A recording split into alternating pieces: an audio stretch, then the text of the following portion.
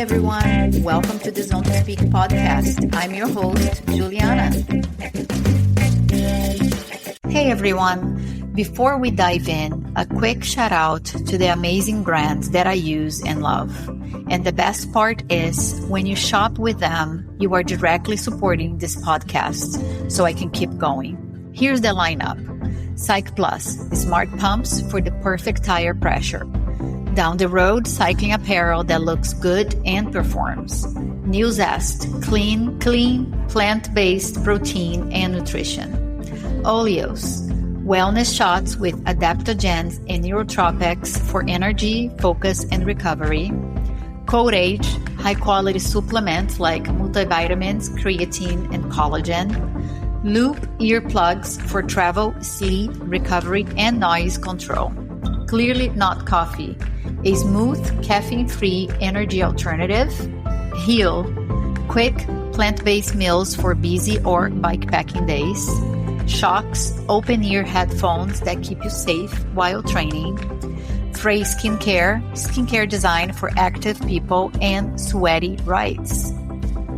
All the links, discounts, and codes are in the episode description, so check them out, grab some great deals, and know you're helping keep Zone to Speak rolling. Now, let's get into the episode. Welcome back to Zone to Speak. Today's guest is a creative force and a trailblazer who is reshaping what women's cycling apparel looks and feels like. Luca Kuhn, founder of Ride Luca. Luca isn't your typical founder. She's a cyclist and a creative with a sharp eye for design and a deep understanding of what women want and deserve when they ride. After years of dealing with poorly fitting kits and brands that overlooked women entirely, she decided to do something bold, build her own. What started as a frustration turned into a movement with a commitment to comfort, style, and performance. Ride Luca isn't just clothing. It's a brand built by women for women with community at its core. In this episode, Luca will share her journey, how she's built a more inclusive space in cycling, and what it really takes to start something that matters. Whether you are a designer, a cyclist, or someone who has been told, don't bother, this conversation will light a fire in you. Luca, welcome to Zone to Speak. Thank you so much for having me, Juliana, and for that lovely intro. I think you really captured everything me and the brand is all about. So thank you so much for having me on the podcast. It's a pleasure. I'm so happy to have you here. Our paths crossed on Instagram, and I immediately fell in love with your designs and with you. I mean, you are so beautiful in and out. I can see like you radiate happiness and joy. It's so much fun to follow you and the brand. And I also want to thank you. You sent me a kit and I can't get enough of it. I love. We can talk more about it as we, kick off this podcast, but you were on to something really, really special. Honestly, that just, as you can see, put the biggest smile on my face because that's all I really wanted to do with Luca. I wanted to bring something special for women. I want them to feel confident in it. And yeah, for you to having felt and ridden in the product means a lot. So thank you. Sure. So before Ride Luca, what was your relationship with cycling? Were you always into the sport? I feel like I came into the sport more as an outsider. Even though growing up in between Germany and Switzerland, I always had a bike. But it was more of a getting to school thing or just riding around. I was always a bit more of a tomboy. So getting out in the mud, but not really road cycling, which, I started when I was about 25. I think there's a lot of people around me getting into triathlon, trying different things, marathons, triathlons, and being surrounded by them. I was just like, I wanted to give it a go. Yeah. And I actually saw that there are some pro triathletes wearing your kit, and I come from triathlon, and I wish I had that when I was racing because it's easy to put on. It looks so good on the body, anyone listening, you have to go to the website because the one piece, it's so amazing. And I think it makes any body type look amazing. It's really cool. And how about your life outside the brand? Who is Luca beyond the kit and the bike? So I would definitely say I live life to the maximum. I always have. I am all about travel, meeting people, cultures. I love sports, but all sports. I love hiking. I love CrossFit.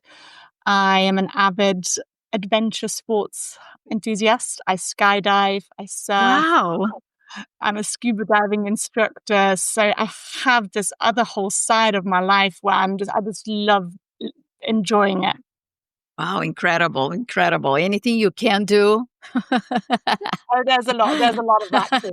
Going back to the brand, what are some of the earliest spark that made you think I really need to create something different here for women in cycling? So I really got into cycling more around lockdown. Fell in love with the sport. And as I was buying and just shopping for things myself, I just realized that the women's market was just a lot smaller, very underserved. All the brands I saw out there either had loud logos, loud patterns on. And similarly, with the design of the product, I just felt like this is just the men's stuff, tailored a tiny bit smaller, with a lack of consideration what a woman would really want to get out of it. So A that's 100%. And again, when I put the kit on, when you look at it, maybe you think, oh, it's just another brand, but it isn't. When you put your kit on, you can see what's designed for women. First of all, I think one of my biggest pet peeves is getting in and out of a sport bra. And you solve for that problem because there is a zipper that you can zip all the way down and all the way up, and it's on the front. So you don't have to do gymnastics to get in and out. And another big pet peeve of mine is, and I'm kind of petite, but even that, then a lot of other kids squeeze yeah, size up every. 2 sizes, and there's no continuity between brands. But I always found in cycling where I'm like, right, that is at least 2 sizes too small than my normal size. Yeah, that's the other thing because I mean, it can be a psychological thing, but nobody wants to be like a bigger size than what you think you are. And then you are shopping, you have to get a bigger size because things are made so small and your sizing seems true to size. Because I usually am a small, ask for a medium because I'm now paranoid. I'm like, I don't want things to be super squeezed. And it fits really well and it stays in place without squeezing anything. Amazing. Really, Yeah, really love it. that Yeah. was really, really important to me. And like also, like now, often people order something and then they need to ask for a size down because they're so used to having to size up in cycling wear. So I think it's all about us like educating and really just being quite open. Like, no, buy true to size and it'll fit you. Yeah.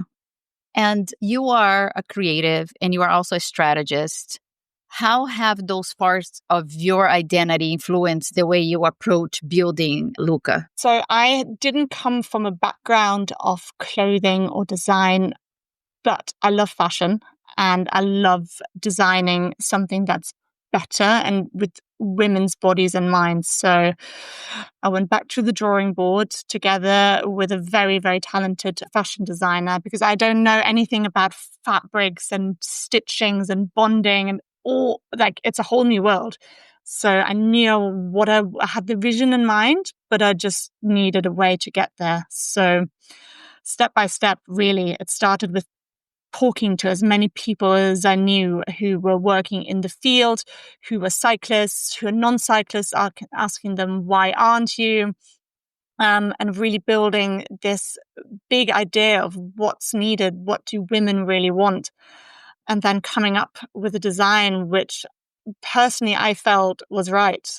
And then getting it out there, feedback. Yeah, feedback is super important. And just going back to what you said, even before that, I forgot to comment on the logos. I love your design because some people like to be loud and there's nothing wrong with that. But I really hate wearing big logos and you can barely see Luca anywhere. And I love the little thunder. Little bolt. Yeah, bolt. Thank you. Yeah, so cute and adorable. So yeah, I love the simplicity and elegance of your kits. happy. Yeah. Because all of the graphics, for example, the bolt, they all have meaning and they all come from my tattoos. So I have the bolt tattooed on me. I have many of like the other Where is graphics. it? Where is it? I'm trying to show mine. If you're on YouTube, yeah, mine has a wave inside. So yeah, it's my brand. Yeah, it's my logo as well. I love that. Hey, Dad. Sorry. I love that. So I really get to sprinkle a lot of my personality into the brand Love. and that's the fun of it. I'm like, I Yeah. want it to, like I called this brand my name. I put my values, my ethos, and my personality into this brand. So yeah. Love it. You mentioned that people told you to not start another cycling brand, especially one focused on women. How did that shape your motivation? So the amount of times now I've been told either it's always in different words. It's like, Luca, I just don't think there's a market for women's cycling, or women just don't ride with us or buy here. And it always baffles me because They all of those, probably don't buy because there's nothing there for them. well, all of those comments have come from men. Yeah. I always in my mind think, well, maybe it just takes a woman to understand these women. Maybe that's all it takes. So every time I hear this, and I like to have these conversations because I get to take a lot of information and wisdom from a lot of people. But in the end, it just fuels my fire even more. Yeah. Yeah. Good. Well, I'm happy you didn't stop because I say I love your stuff? So happy. What were some of the hardest moments in the early days of Ride Luca and how did you push it through? One really hard realization was at the beginning. So after all the hard work of 2, 3 years of research, developing and creating this incredible product I was so proud of, was launching launch day. And within the first week or weeks, realizing, my God, like no one knows about this product. So this is where the real work starts. Getting recognized, for people to trust you. And then in the end, they need for them to pay the hard earned money on a product they don't know over all of the others. So that realization was eye opening. And I'm like, I have a lot of work to do. Yeah. Yeah, that's a good point because you can have the best product out there, but if there is no awareness, Yeah. yeah, So yeah, that alongside all the things I didn't know about, factory delays, invoices that are coming out of nowhere, all of the things that come with running a business, and then the growing pains. So I feel like the problems, they never really stop. They just change over time, and you learn to outgrow the old problems because you learn how to deal with them, but then they change and you're like, okay. Next. yeah. I mean, there's not, you clearly have a lot of talent and you created a great product, but having the idea in your mind to actually making it real, there are so many steps to it. I guess just choosing the factory, where it's going to be, how it's going to be, and getting all the fabrics and I mean the padding. Oh, it's a lot. Change factories halfway through, changing the delays on one compartment of the item. Let's say a delay of the zips. You're only as fast as your slowest components. So you're there with the product should be ready next week, but let's say the zips are ready in 4 weeks. And you're like, okay, great. Oh, What do we do now? And then just learning how to go with it and learning how to deal with those struggles in the best possible way and almost trying to make them positives. yeah, yeah. Yeah. So I talked a little bit with my enthusiasm of everything that for me was a pet peeve, and I encounter all the solutions in your products. But when you were designing your first pieces, what were your must fix pain points you wanted to solve for women in cycling? So there's the one item which is always from the beginning felt to me like, why is it that way? Came into the sport and really as an outsider, and I'm like, why are bib shorts the way they are designed with their straps over the chest? I'm like, they're clearly not designed for women. Which part of the breast are they meant to sit on? you can't really wear them without a jersey on a hot day. And I'm like, that's not designed for women. So that piece is the one I'm probably the most proud of because it's just different. It's designed for the female form and mind. It has a beautiful overlapping front, which is super easy to get in and out of. It can be worn without a jersey on a hot day without exposing yourself. Exactly. And it looks beautiful. I love that. Yeah, I'm glad you said that because I never even thought about it, but you're right. Those straps are like, where do they sit? And you created this overlap that looks so feminine and it's so easy to get in and out. Yeah. Yeah. The interesting thing about this item, and I love this item and so many people love it, but at the beginning, because it was very different, a lot of people didn't understand it. So there's a lot of people who had a lot of almost negative comments about, oh, but it's not pee friendly, so it's clearly not designed for women. And I'm like, I'm trying to fix a pain point, which is like the coverage. And I know the pee friendliness is like really important for women, but you can't solve all problems in one item. It's impossible. As much as I want to, and I'm trying. Like we're talking about this all the time, and I think maybe they're just different items. This is why I've now brought out the padded shorts because these are super high waisted. If it's really that important, there's the option there. Yeah, I want to try the padded shorts. You're absolutely right. You can't fix everything at once and maybe not fix everything in one product. And I have to say, it's not hard to get out of that for a pee, to be honest. Thank you. And I'm Latina, so I said I'm a petite, but I am curvy. And I have worn other bibs in the past that it's made for you to slide down with the straps. And it's not easy if you have a booty. So yours was easier for me to come in and out of it. Honestly, that all of that feedback is how we grow and learn, and I know I'm on the right track. So thank you. Yeah, no, you are. I said you're onto something. How do you go from Ride Luca pieces from idea to final product? I'm always curious about that. So there's always this first, like, what do we want to create? What item is it? What's the purpose? And then how would it be designed for women? And then, or very importantly, how can we make it Luca? How can Yeah. we make it simple and beautiful and timeless? So there's this brainstorm phase where we talk, we speak to people, and then we go on the drawing board. We draw it, we mock it in 3D. Then once we're happy, the item goes into sampling. And this stage can be long, it can be painful. It depends. Sometimes it's easy. Sometimes you get the first sample back and you're like, yeah, This is it. let's go into production. More often, there might have to be a few different rounds of it. And then especially, let's say you're changing fabrics. The next fabric might have a different amount of elasticity. And like it then, so it's almost never ending, but it's also so rewarding. When that final item then lands, the one that's ready for the shops, it feels amazing because that item has come from in here to in here. Yeah, yeah. And where can people get Ride Luca? You just mentioned ready for the shops. I know you have the online presence. Are you also in any shops? Maybe locally? I know you're based in London.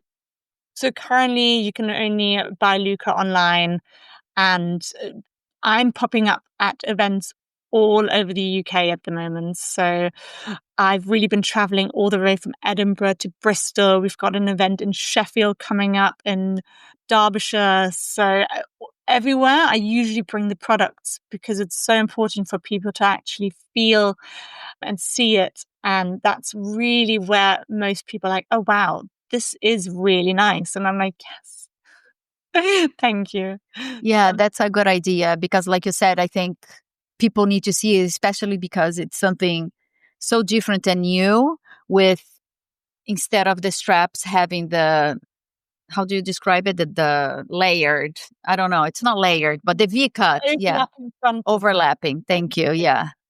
Yeah, I think if you see it live, you will know it makes sense. Mm. Yeah. And like it's so soft, it's buttery, it's soft, the whole fabric, and it feels comfortable. So it's usually when people try it on, they're like, oh, yeah, yeah. And I see more and more people wearing Ride Luca. How does it feel when you actually see someone riding past in Luca gear? Yeah, you can see the smile on my face right. But no, like for anyone riding past me and Luca kid, it's a pinch me moment. It's like it started off at the beginning with obviously family and friends supporting and buying it. But when really someone rides past me in the park, someone who I might not even know, in a Luca top, it makes me want to cry with tears of joy because it's a testament of all the hard work and love and passion I put into every single piece. Yeah, yeah, I'm sure it's magical. So cool. And where do you think women's cycling, both the sport and the culture, is headed? So I feel it. Like I feel this passion for women in cycling. It's growing. I know it because I run a weekly women's cycling group and events, and there's so many more women who want to get into the sport. So from a lifestyle perspective, it's becoming more like this hub, and it's becoming the new run clubs where people actually go. Like it's about community, it's about finding your tribe. And then on a more professional level, I think there's so many more opportunities now, and we're still fighting, I think, for equal pay for professional teams and funding, and but it's going in the right direction, and I really hope that this is supported more and more. Yeah, I think we are witnessing a lot of positive change, and it's great. Unless for UCI doing that whole handlebar ban thing, which it's another podcast. No, exactly. I think there's a lot of outrage at the moment, and it's just like, come on. Yeah, yeah. You talked a little bit about rides, community rides. I know for Luca, it's very important to create a community. Can you tell me a little bit about what is Ride Luca creating in fostering this community? So I think this is the part I'm most proud of with creating with Luca. I get to bring women together. I get to empower them to get their first road bikes. I run women's bike mechanic workshops, host beginner friendly group rides, a weekly group ride on a Tuesday morning. In the winter, hopefully like running also more community events because people, they thrive when they find their tribe, when they have community. And I think that also just enhances life. Yeah, yeah, it makes a huge difference to have community, to have a buddy. And like I said, people that live in countries where you have a tougher winter, it's super important. It helps you get you out of bed, get out of the house. And Yeah. yeah, Even if you meet those people, like connect with them, and even if you're both going to a spin class together. I'm a huge fan in the yes, winter of a spin class. I'm a yeah, fair weather rider. It gets dark and cold in the UK, but I still want to be surrounded with like-minded people, women, exercise. So I think it's super important to keep that going all year round, even if cycling in the wet and dark is not your thing. yeah. Congratulations. I know you just launched the new collection and it looks beautiful. Thank And so I know you just launched, but I don't know if you have any new projects or collabs or any dreams that you are chasing for what's next for Luca. So, in terms of garments, we're constantly thriving. Well, thriving? No, not the right word. Thriving to Thriving. improve.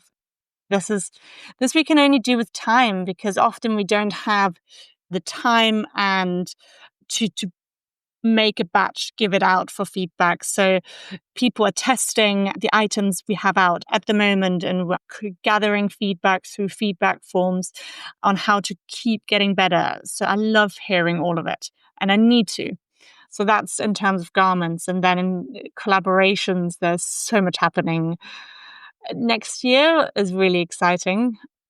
I can't say too much because some of it is not set in stone. No problem. So I feel like you're jinxing it a little bit, but I'm hoping to really touch and work together with a lot more women on all different levels of the sport and create good together, get more women to cycle, get more funding for women. And it's a really exciting place to be. It is. And I'm excited to see what's next. I just have a few rapid fire questions.